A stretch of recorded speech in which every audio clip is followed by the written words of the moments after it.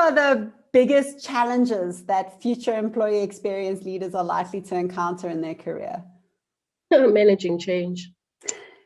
I think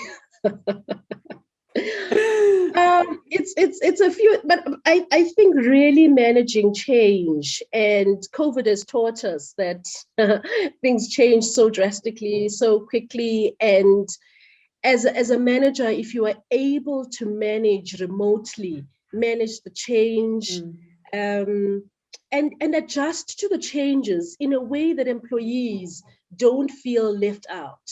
Because what has happened with COVID, and I mean, there's a lot of other skills, but that they need. But for this, where we are now, I've found that managers that have been able to manage productivity, but also continue to manage the culture of their teams and connect with the staff, they're the ones that have made it through lockdown, through COVID.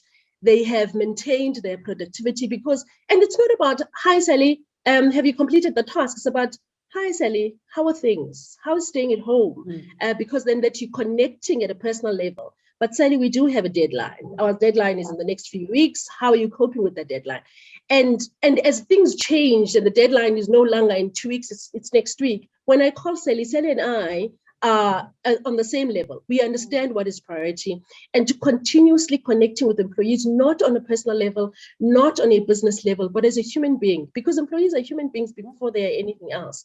And I think sometimes as leaders, we are so focused on the output that we forget that the person that is going to give you that output has a life outside of the laptop or the deliverables, KPIs that they are supposed to be doing. So I think my advice would be to definitely connect with people, take the time, because that connection is going to allow them to feel like they belong. It sounds like I'm a spoiled record saying the same thing. They belong, and when they feel that you take them seriously, they will go through everything. They will make sure that whatever you ask of them, they'll produce it 10 times better.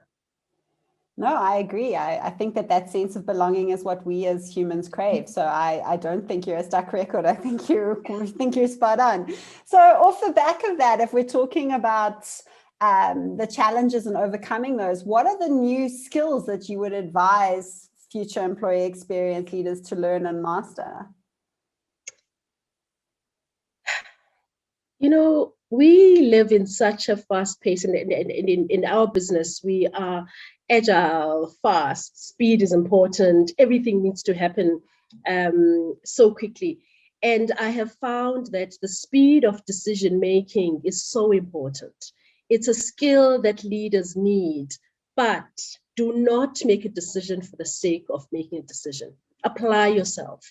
Take the time and say, if I were to, and that time doesn't mean that you psychoanalyze everything. Speak to somebody else, get some data, and make a decision, but do not take time to make the decision, because the rest of the world is moving on, and by the time you say yes, you would be 3 steps behind. So take the time, consult the people you need to consult, but make sure that the decision you are making is one that is going to make the business much better than what it was yesterday. And agile, fast, involve the people that you need to involve. Another skill, I mean, that's key. But my other skill, which is always I don't want to call it a culture and people skill, but it's a skill that managers sometimes underestimate. And it's the skill I spoke about in my last question. It's the skill of connecting. Because connecting with our staff also means that it allows them to be able to collaborate with other people within the business. And collaboration then speaks to your ability to be able to have cross-functional skills. Because in the day that we are living, you having just one skill might be great for the job that you're doing, but what if that role is automated? You need to be able to learn another skill. But if your manager and yourself have been going through a journey of making sure that you collaborate, it means that you are able to move from one area to another. And obviously there's opportunities for you to be trained and to be reskilled.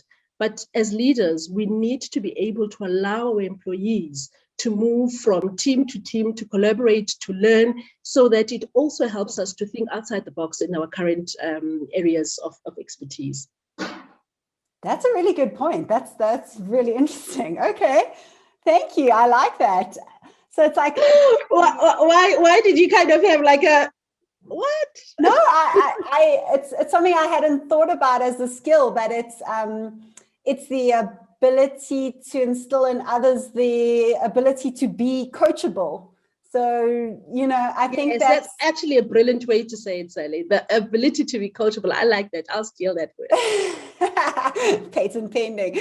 No, I think it's a skill set I hadn't even thought of, but it's true. People talk about learning, but it really is to be able to develop a truly cross-functional skill set, is to be coachable and to be able to pick that up. And I mean, that creates, as you say, this amazingly dynamic team that can perform multiple functions. And yeah, I mean, that is an amazing skill. So yeah, I hadn't thought of that. No, I like it.